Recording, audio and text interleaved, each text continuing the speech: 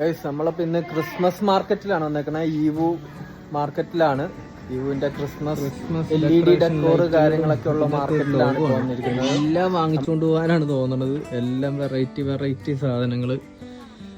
പക്ഷെ minimum 500 piece 1000 പീസൊക്കെയാണ് ഇവിടുത്തെ MOQ.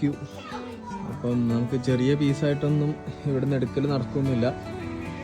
Minimum 500 piece, അതായത് 5 കാർട്ടണൊക്കെയാണ് ഇതിൻ്റെയൊക്കെ മിനിമം ഓർഡർ.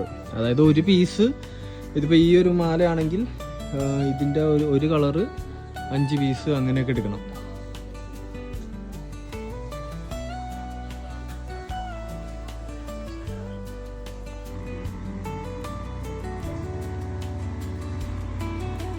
ഫുള്ള് പപ്പായകളും ആ വക കാര്യങ്ങളൊക്കെയാണ്.